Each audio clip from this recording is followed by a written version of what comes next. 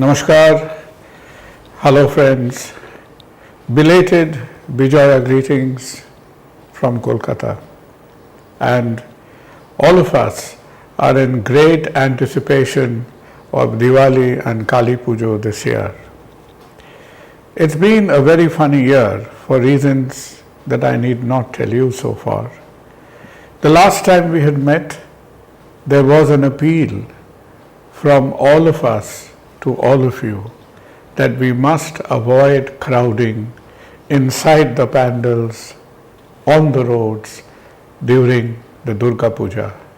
And it was so fulfilling to see that the people of Kolkata, the people of Bengal, heeded to that request. There were incidents there were instances in a couple of days when there was a bit of crowd on the roads, but helped by the directive of the High Court, I think all of you stood up to your tasks wonderfully. And that sense of responsibility, that sharp awareness of public responsibility is what we need from all of us in the week to come during Diwali and Kali Puja. We can celebrate at home, we can go and visit a pandal nearby, but an ardent request to all of you that please stay away from all firecrackers. The firecrackers will inevitably pollute the atmosphere. There's no point in giving you a long list of an alphabetical list of all the compounds and elements that will act as a terrible pollutant.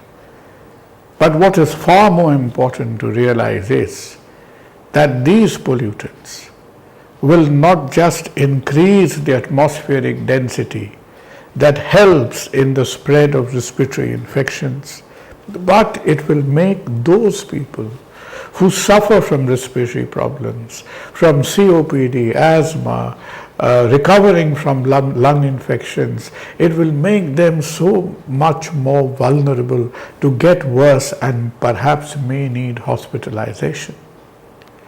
Our hospitals, government hospitals, private hospitals are absolutely full. And you do not want to provoke the problem from somebody you know, from your family member, your neighbor, your friend, your grandparents, your parents, or anybody needing to be rushed to the hospital in the night, in the evening, because the respiratory problem has got worse. Think about the thousands of people who were affected by COVID and are recovering at home. We will make them so much more vulnerable to the respiratory problems all over again. It is just because we wanted a few moments of enjoyment by seeing some, firecrackers on the Kali Puja or Diwali night. Not this year. And the same people who could be so restrained and so disciplined during Durga Puja, I think all of us will keep up to this pledge that this Diwali will be a firecracker-less Diwali. The other thing that that has been bothering us is that I need to clarify a few points, because there's been a lot of conversation going on about local trains and public transport, etc. And it is not for the first time that from the governmental level, from the Indian Railway Board, from the bureaucratic level, so far we've had very, very surprising, very, very scatterbrained kind of response to this situation. There has been a tremendous chaos for people to get into the staff special trains because, look, people are desperate. They just want to come to the city for a living, for the people who are daily wage earners, who are hawkers, who are daily laborers, who want to get to their offices. These are desperate times. People have been in sort of semi-starvation for 7 months. And our response to this problem cannot be that, look, we are only going to operate 10% of trains in selected stations. We are going to make the chaos, the rush, the pandemonium from one station will now be multiplied into crowds of people gathering in each and every station.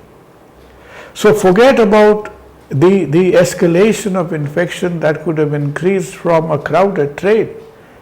We would be risking probably 100 times more escalation, because there would be crowds of unmanageable people gathering across each and every local train station down the way. So the logical response to this problem is not by reducing capacity, but by increasing capacity. We need to use the trains better, get more train drivers deployed, probably permutate and combine the stations in a different kind of way. And that is what people have done in all other countries like Japan and United Kingdom.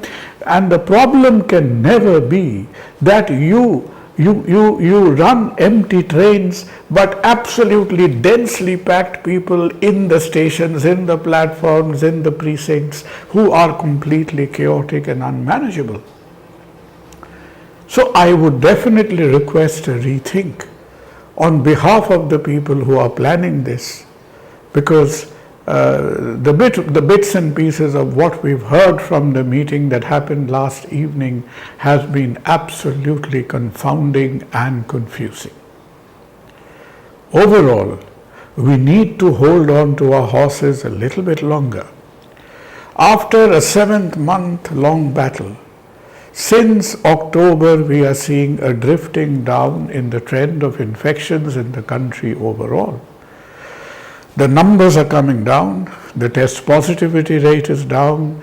States like Maharashtra, Tamil Nadu, Karnataka, who were really volatile with a high number of cases, seems to be quietening. And which is also more encouraging is, if you track the sensitive indices like the RT index, etc., even that is far more well behaved than it was a month before. So we cannot be doing stupid things. We cannot be sort of lapsing into knee-jerk reactions, which makes matters worse instead of making matters better.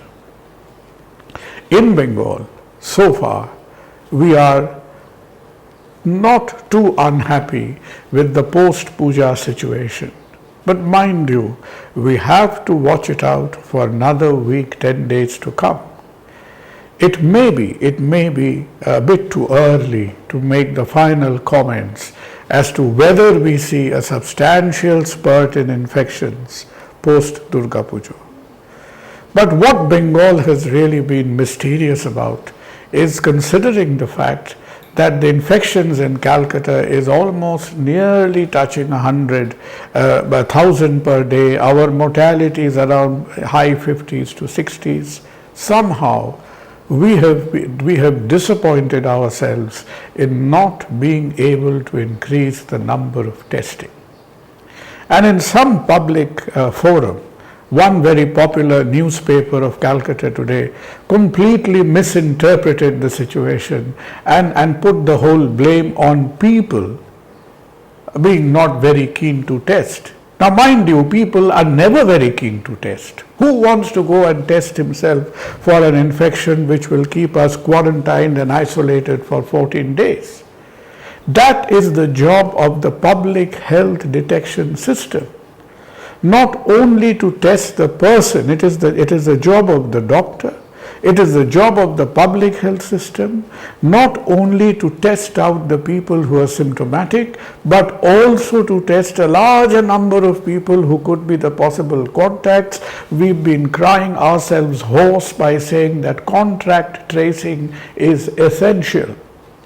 And if we see that in a certain area there has been quite a few number of cases which are spurting up, then we need to do community testing and community tracking. So with the combination of detection, individual detection, contact tracing and community testing, that you are able to build up your case numbers, the testing numbers. as Odisha has done, as Assam has done.